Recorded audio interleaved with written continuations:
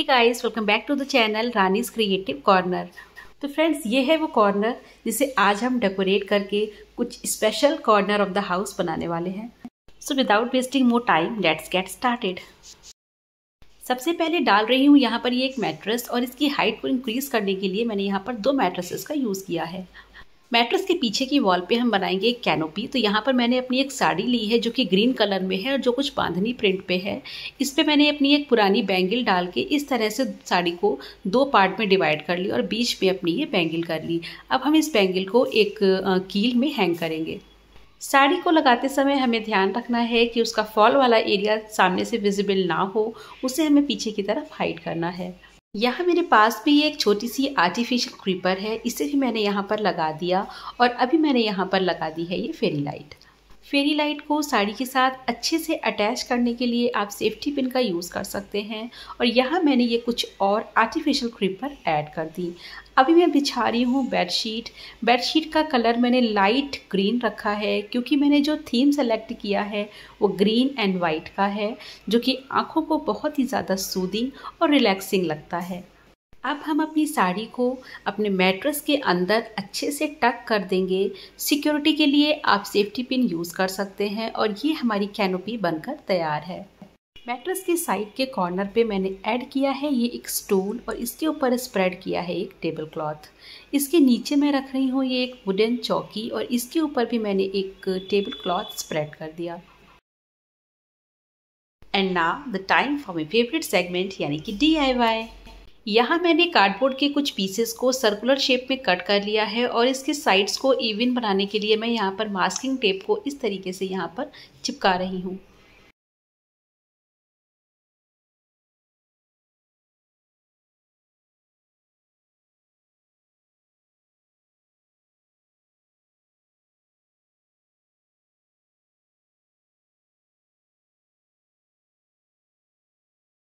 इसके ऊपर मैंने सेम साइज का एक वाइट कलर का पेपर कट करके रखा है, उसे भी मैं फेविकॉल की हेल्प से इसके ऊपर स्टिक कर दूंगी। और इसी तरह से हम अपने सारे पीसेस पे ये वाइट कलर का पेपर चिपका लेंगे।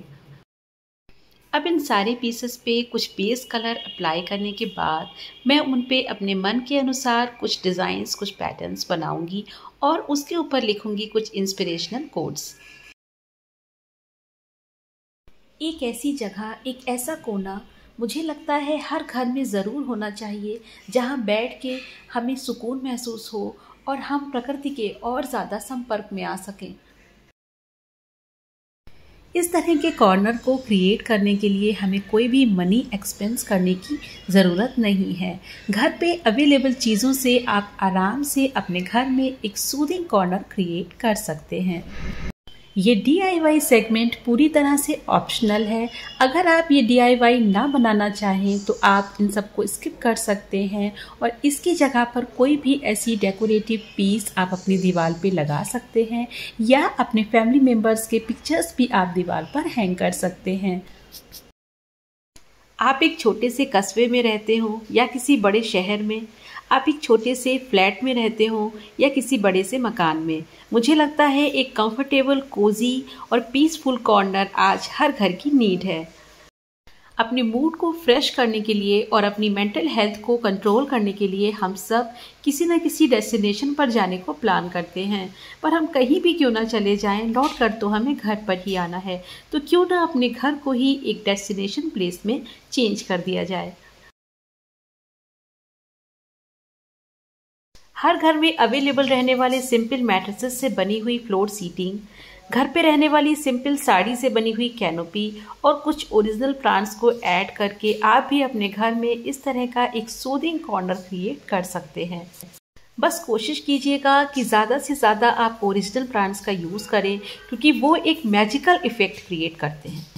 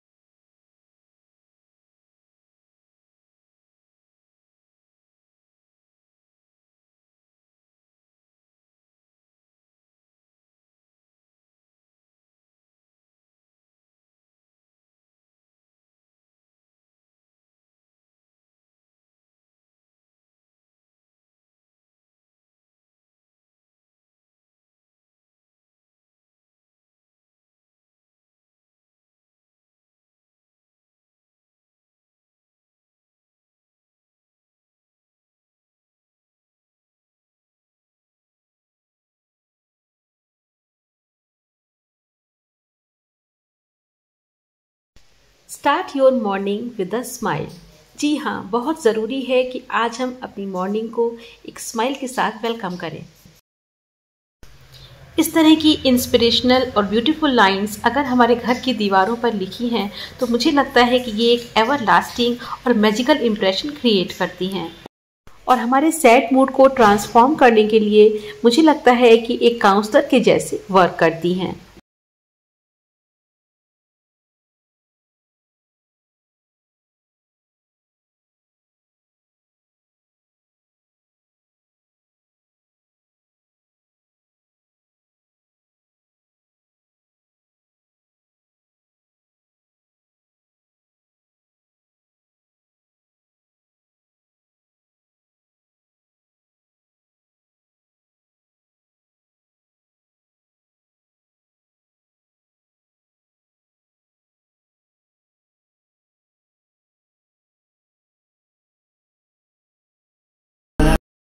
तो यहाँ ये हमारे इस तरह से बनके तैयार हो गए और अब हम इन्हें दीवार पर हैंग करेंगे।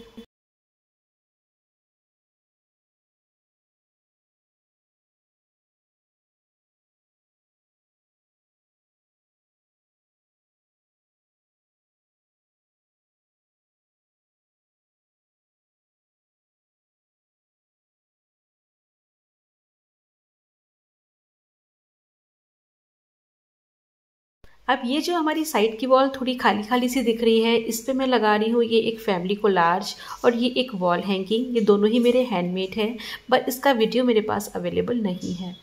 ये मेरे पास में एक फ्रेम्ड फैब्रिक है जो कि ग्रीन कलर में था, तो मैंने इसको भी यहाँ पर रख दिया। ये एक लैम्प है जिसका ये एक वुडन स्टैंड है और इसके ऊपर ये एक चांद के जैसी बिल्कुल लगती है। ये चार्जेबल है, इसको 1 घंटे चार्ज करने के बाद ये ओवरनाइट वर्क कर सकती है। और इसमें चेंजिंग कलर्स है, आप इसको हाथ से टच कीजिए और इसके कलर्स चेंज होते हैं। बहुत ही खूबसूरत ये लगती है, बिल्कुल एक मून लाइट का, एक मून के जैसा लुक इससे आता है। ऐसा लगता है कि चांद जो है वो ज़मीन पर आ गया है।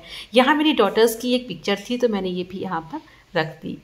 और अब मैं ऐड कर रही हूँ कुछ ओरिजिनल प्लांट्स जो कि बहुत ही ज़्यादा इंपॉर्टेंट हैं। यहाँ मैंने एक सिंगोनियम रखा है और साथ ही रखा है ये एक पाम प्लांट।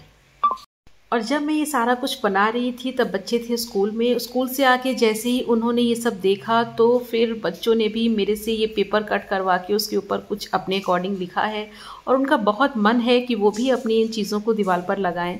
तो वो खुद से देखिए यहाँ लगा रही हैं और वो बहुत खुश हैं कि उनकी हाथ की बनी चीज़ें भी मम्मा ने यहाँ पर ऐड करवा दी हैं।